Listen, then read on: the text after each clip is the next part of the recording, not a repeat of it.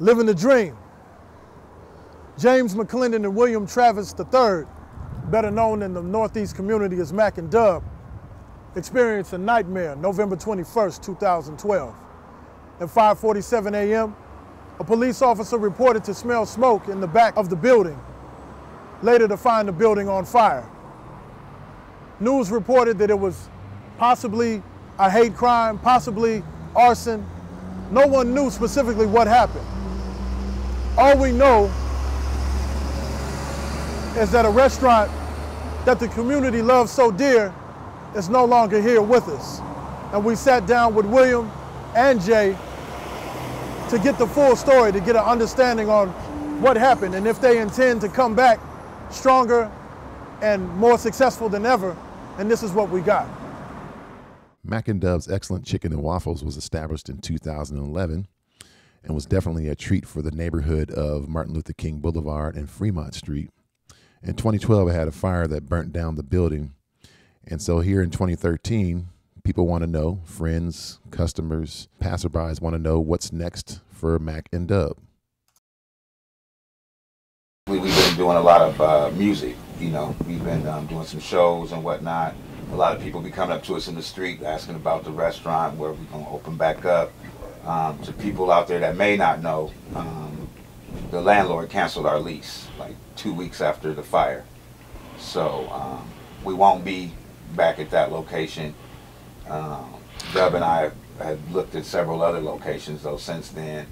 You know, nothing has ever panned out yet, but we might bring it back one day, you know. Until then, we've been doing music and doing a few shows, and we just finished a CD called Podlandia for the medical marijuana community, you know. And everybody else too, because they need to know. Like this, you know. Need to know about the magic plant. Mack and Dub's restaurant definitely left an imprint of taste and soul upon the Northeast neighborhood. It grew in popularity and patronage. So we had to ask, where did it all start? Whose idea was it? We were on tour in the Bay Area. When? This was in 2011. Okay. Prior to the restaurant opening up, you know, we had we're trying to figure out what are we gonna serve.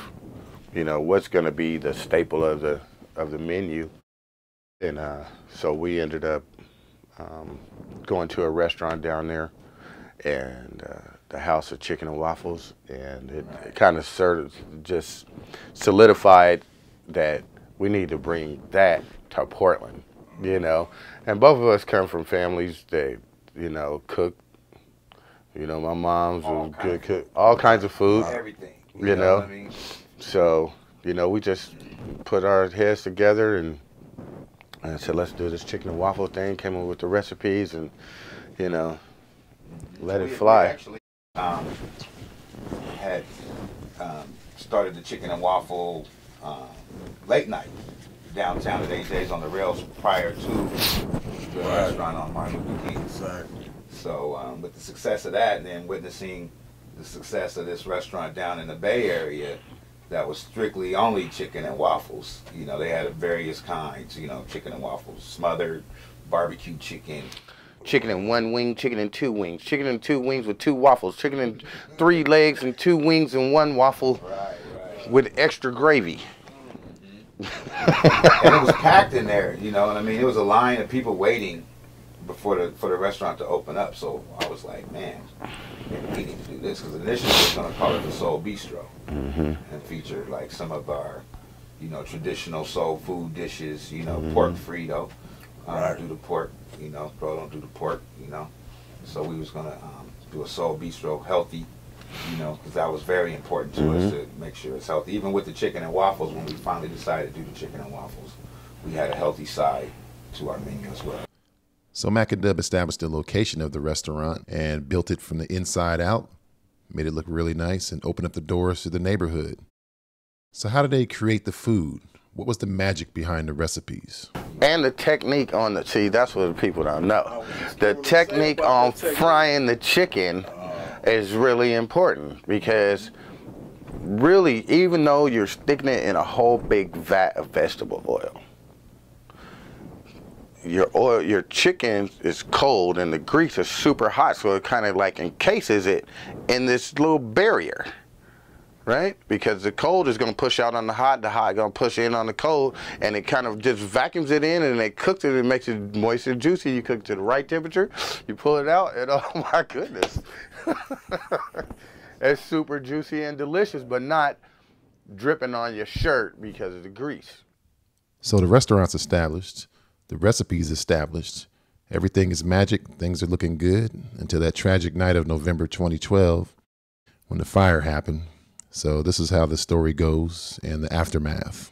Phone call comes and it's like 11 o'clock at night.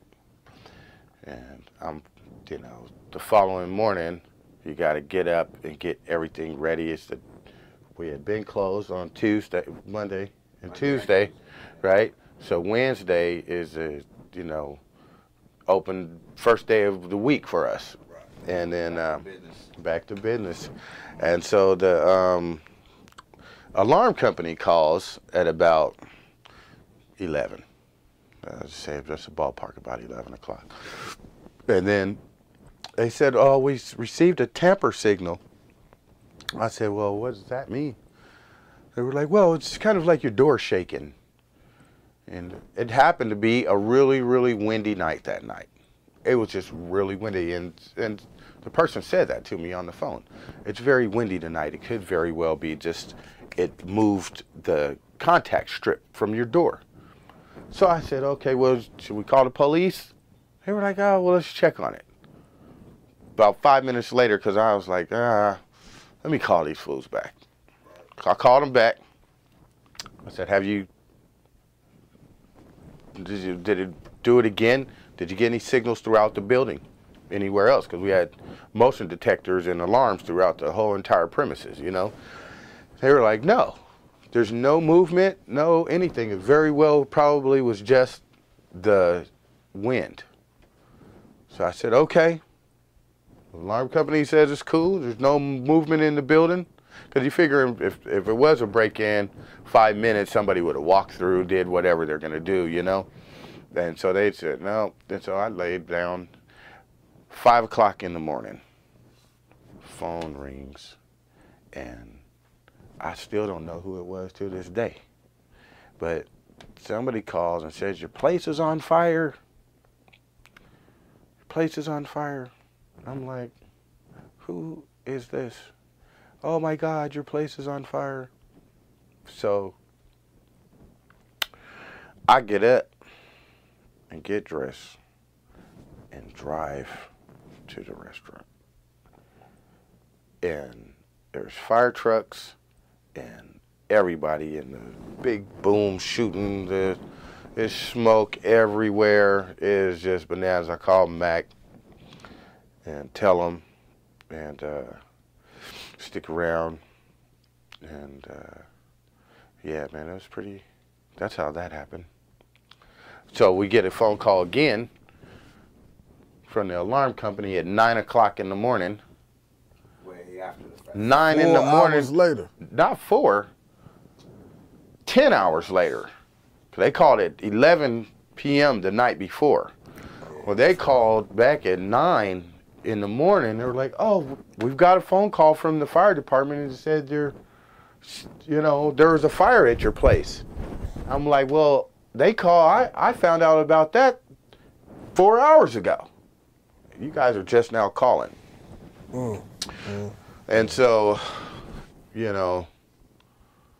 were just a little perturbed about all that. That was a rough morning. Yeah. So then, the place is burnt out. It's, we looking at our dream smoldering.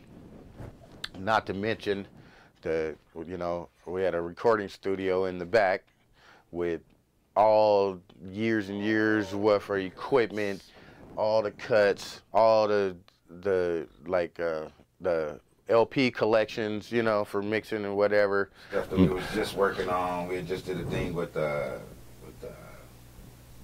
Les Schwab. They were going to help us branch out and do more advertising. We just did a Les Schwab TV commercial. And so one of the ladies that helped put it together was like, hey, you know, I was trying to start an advertising company. I could probably help you. So we were like, cool. So we were going to start recording some like other commercials, and she was going to help us market it and stuff like that. So it was just kind of like, you know, we had the restaurant going on, we had the music going on, and this advertisement opportunity going on all at once, you know. So it was just kind of like right in the height of everything, going great. About to celebrate a year. Yeah, our first year was coming up in February. Because we opened up on February 1st, the first day of Black History Month on MLK. Yeah. You know? Yeah. That was exciting. We was looking forward to that for sure. You know, and then, you know, a lot of businesses never make it a year. But we didn't think that we wouldn't make it a year behind hate crime. You know? And then with our property manager and our landlord and their attorney, they canceled on us several weeks after the fire. They just... And the cool part about that is, like, you know, we had to walk through the restaurant, you know, afterwards and stuff like that, and it was rough on everybody. And I remember him coming up to me and was like, well, hey, you know, you guys still want to do it, right? And I'm like, yes, sir. We still want to, you know, this ain't going to stop us. You know what I mean? And so he goes, okay, well, why don't you draw some sketches up as far as how you might want to expand the kitchen? You guys need a bigger kitchen back there. And I was like, that's what's up. So that felt good. Like, man, right on, man. So Dub and I, we started sketching. Again. Okay, we're going to make this look like this over here. We can put this over here. We can maybe make the stage a little bigger, maybe expand it back. You know what I mean? And then we get a call a couple weeks later from the attorney of our landlord, like, hey, yes, he doesn't want to continue the lease. He's going to break the lease, and we'll be sending you guys your deposits back. You know, and it was like, really? So why is that? Well, I mean, why doesn't he want to do the lease? You know, how can he do that? You know, and you know, it was a thick lease agreement that we signed. There was a clause in there. And there was a clause in there, and he sent us a copy of the clause saying, you know, if there's X amount of damage done to the property that the landlord has the Be right. it if it's our fault or not. Right, right. They got the opportunity or the ability to cancel the agreement.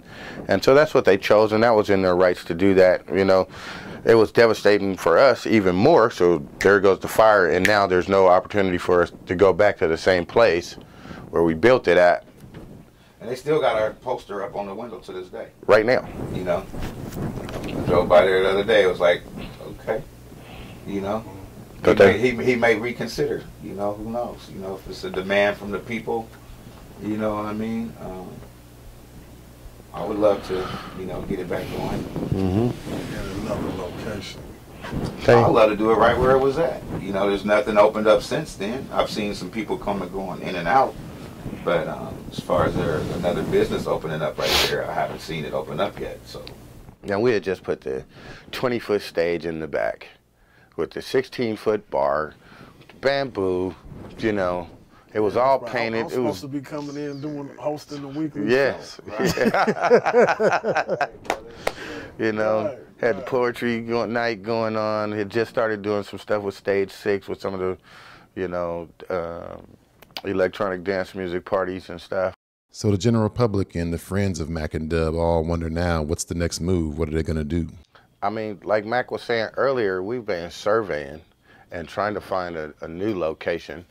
But, you know, the investigation's been ongoing ever since last year because it was an arson and it was a hate crime, you know, because they painted, like I said, something real derogatory in our courtyard back there. And so we've just been waiting for fire, police, you know, forensics to finish their investigation so that our insurance can settle with us because, you know, we had not only our blood, sweat, and tears, but our money and some other people's money tied up into the restaurant. So we ended up losing a lot, you know, and that was like a tough Christmas for the babies that year, you know, the families, you know. The thing about it too, like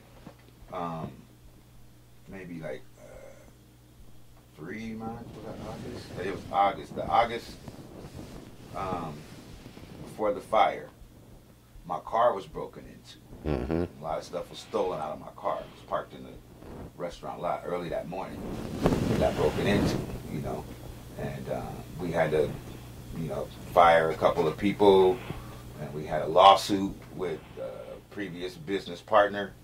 So it was like, do we want to jump right back into a business with, you know, these haters that's out here, you know, or do we want to just kind of do our music? And me personally is like so hard of a blow that we was dealt that my music was kind of like my sanctuary. It was like, you know, let me just go find some mental peace and relax and work on some great music, you know what I mean? And that's something that nobody can take from you, you know.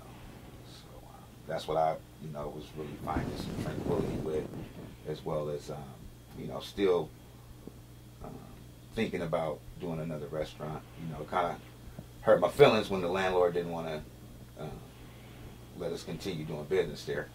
You know what I mean? Because I had driven by there, you know, a bunch of times prior to us actually getting the restaurant. Mm-hmm.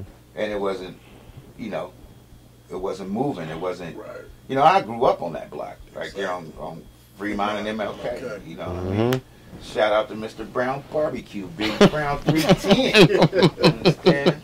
You know what I mean? Showed me a lot of how to, you know, cook and working it all on the grill. You know what I mean? So I felt it was a great opportunity for us to, as black men from, you know, Northeast Portland, you know, that also Portland. So I felt it was a great opportunity for us to bring some business back to the hood, because it was very few of us, you know, doing business, you know, in Northeast Portland. You know what I mean? It's been an interesting transition. A lot of black people have kind of moved out to what's called the numbers now, up towards the Gresham area. You know what I mean? So I took a lot of pride in having an opportunity to have a business less than half a block away from where I grew up at. You know what I mean? To bring to the community. And, it was like you said a minute ago. We were getting some great reviews. It was picking up. So, I've had a phone call every single day since the restaurants caught on fire. Every single day, from November 21st, 2012 to what's the date today? The 23rd of September 2013. Somebody has called me every single day to say, when are you going to open up? Or are you open? Are you open? I'm trying to come for lunch. That's the reason You why know. I'm here, Right. is to make sure that you can answer to everybody at the same time Yes. what's going on. So I guess in closing, what do you have to say to all of the customers in the community that was supporting you for, let's see, what, 10 months, 11? We couldn't even get it. Right. Damn. So what do you have to say? Because so many people have questions. I know they buzzing you every day. They're calling every day. Talking to you all the time, sending you messages through the Facebook. So just let everybody know, man, because We appreciate you, and thank you so much for your support. And as soon as we can get you some more excellent chicken and waffles, we will, as a promise. that's it. We might do a pop-up restaurant. Been running that idea by where, you know, we take a vacant spot and go in, turn it into a restaurant for a day, and serve you with some grub and some grooves. There's more and more as, like he was saying, everybody's like kind of moved out to the numbers a little bit. But out there, there's an exodus of big business that people aren't even realizing. Like some of the larger stores and like anchor businesses like Safeway and Albertsons are moving out of Gresham area from like 168, from 140, all that kind of area. They're leaving and they're putting in other shops like Ross. Not saying nothing's wrong with Ross, but there's a grocery store that left. And now clothing stores there. That's a big difference because that's affecting people's diet and their health. And you know what I mean? So there's opportunity out there for growth and opportunity for us as a community to, you know, help build the community through some food and some gardens and those other kind of things where we can meet some needs that aren't being met for ourselves. So, you know, I'm all about the community wherever the community is. You know, I'm a Portland guy. Right. I love Portland. Right. And, you know, I just want to thank everybody that supported us. You know what I mean? Just we would have people come in as far as like Lincoln City, Newburgh, Salem, Medford. You know, shout out to our Vancouver, BC. You know what I mean? Shout out to everybody that came. The Seattle regulars. Yeah. Mm-hmm. Yeah, it was people coming down from Seattle just to come to the restaurant. Right. You know what I mean? So we just want to say thanks to everybody that supported us, and you know, we're gonna keep you tuned in. You know, one thing about cooking and the recipes, they're still right here. You know what I mean? They're not going anywhere. Right. The right opportunity comes, the right location comes. Hey, you know, and especially having seen that it did work. You know, that would give me an incentive to do it again. Having seen that this will actually work. That the reason that some communities are war zones and some are not is not at bottom about the number of guns in those communities. After all, I live in a community where I've come to learn that many of my white neighbors own guns. But my neighborhood is safe. At bottom, what makes a community safe is not the number of guns, but the number of good schools, the number of good jobs, the number of educational opportunities, the numbers of opportunities people have for living a decent life. Those are the numbers that matter most when it comes to violence. And in Chicago, as in so many other cities and communities across America, a choice has been made. It is a deliberate choice, and it is a choice that has been made over and over and over again. Rather than good schools, we have been willing to build high-tech prisons. Rather than create jobs and invest in the communities that need it most, we have embarked on an unprecedented race to incarcerate that has left millions of Americans permanently locked up or locked out. William Julius Wilson has written an excellent book about the changes that have occurred in Chicago and other communities around the country entitled When Work Disappears. And in that book, he cites statistics showing that when you control for joblessness, the racial disparities and violent crime disappear. In other words, if you compare white jobless men with black jobless men, rates of violent crime are roughly the same. Men who are jobless, particularly chronically jobless, are more likely to be violent. Now, joblessness does not excuse violence by any means. Most people who are jobless do not resort to violence. But what we know, and what is no secret, is that communities that are plagued by exceedingly high levels of joblessness are likely to be violent. But a shift occurred here in Chicago and in communities across America, urban communities, beginning in the late 50s, early 60s, into the 1970s, where work disappeared. It used to be that factories would be located in urban areas near segregated black communities, so those factories could have quick and easy access to cheap black labor. In fact, as late as 1970, more than 70% of all African Americans working in the Chicago area held blue-collar jobs, factory jobs. Almost overnight, those jobs vanished. By 1987, the industrial employment of black men had plummeted to 28%. Due to deindustrialization, globalization, technological advancement, factories closing down, jobs moving overseas, hundreds of thousands of people, overwhelmingly black men, found themselves suddenly jobless, trapped in racially segregated, jobless communities. Trapped. economic collapse occurred in urban areas across the country. Now, we could have responded to this crisis, to this literal depression occurring in cities like Chicago and Baltimore and Philadelphia and Detroit and beyond. We could have responded to this crisis, this economic collapse, this literal depression, with an outpouring of care, compassion, and concern. We could have responded with bailout packages, economic stimulus programs. We could have provided job training, particularly to young people coming up in these communities, so they could make the rough transition from an industrial economy to a service-based economy. But no, we chose a different road, a road more familiar when it comes to matters of race. We chose the road of division, punitiveness, and despair. We, as a society, ended the war on poverty and declared the war on drugs.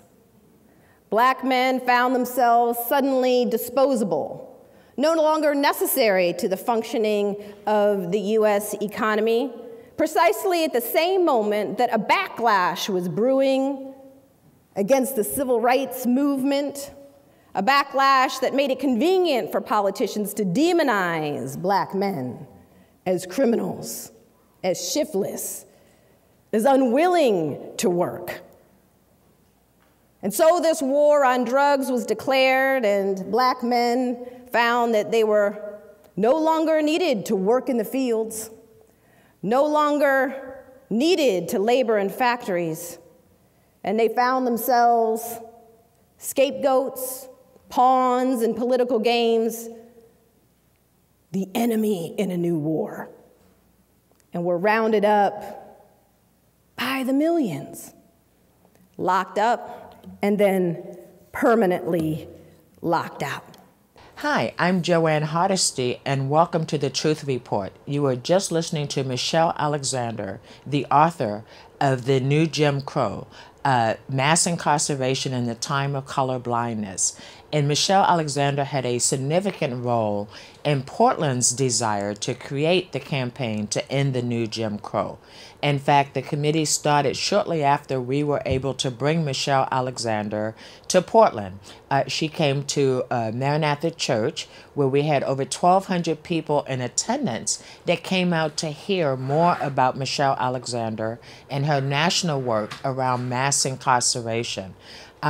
In a little while, we're going to show you a video that comes out of a march that we did here in Portland a month ago around the verdict of Trayvon Martin.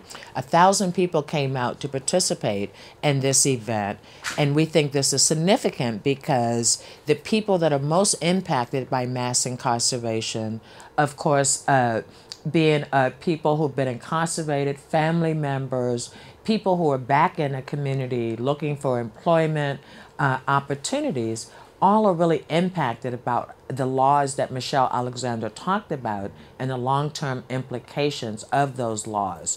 For the Portland campaign, we came up with a mission statement that I think it's really appropriate to share with you at this point. Forgive me while I put on my eyes because I can't see as good as I used to.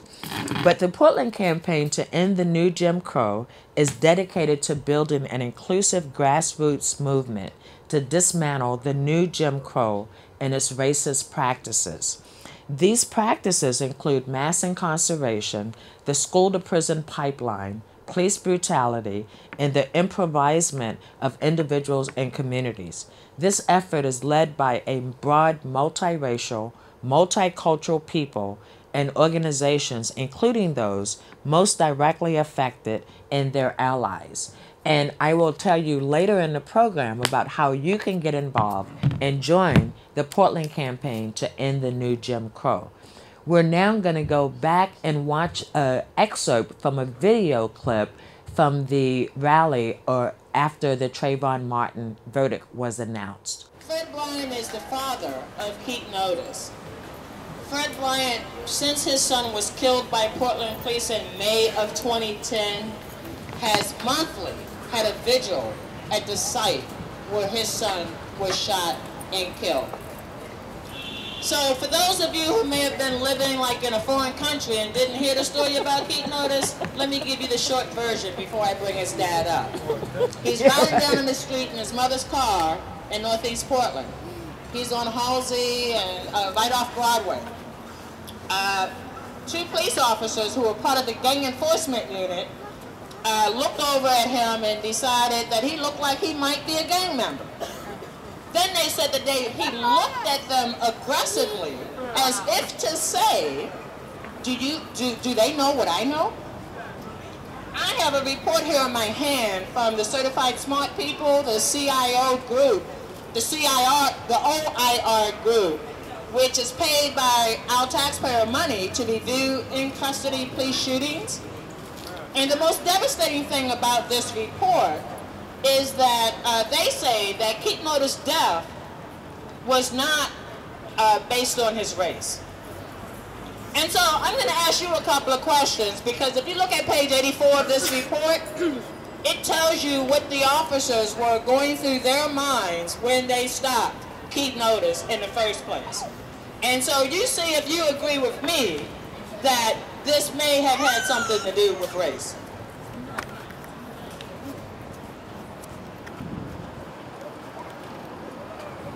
A look from Mr. Otis seemed to say, do they know what I know? And suggested to the officer that Mr. Otis may have just committed a crime. Deframe reported that his partner said, if you saw the look this guy just gave me, you'd run too. Mr. Otis was wearing a hooded sweatshirt with the hood up on what was described as an uncharacteristically hot day. Mr. Otis did not seem to fit the car in that it seemed like one an older woman, not a younger man, would drive. Mr. Otis looks like he could be a gangster. Now I am asking you, the public, you be the jury. Those questions, do you believe if Keaton Otis had been a white 22-year-old man riding down the street on Halsey, that was the questions that the police would have had going through their mind? No! Do you think that if that was an old person, maybe, that the police would have had those questions going through their mind? No! What is it that made those two gang enforcement officers look at a young 22-year-old man and say, he looks like he could be a gangster? I rest my case. As you noticed from the video, that was a march that was conducted shortly after the verdict in the Trayvon Martin trial. I wish you could have seen another piece of it, which Fred Bryant was being introduced, who's the dad of Keaton Otis, who was shot and killed by the police. The Portland campaign to end the new Jim Crow, one of their first campaigns that they're taking up will be to hold a community grand jury sometime this fall to ask the public whether or not the police acted appropriately in the death of Keaton Otis. For more information, we have a Facebook page that you can go to,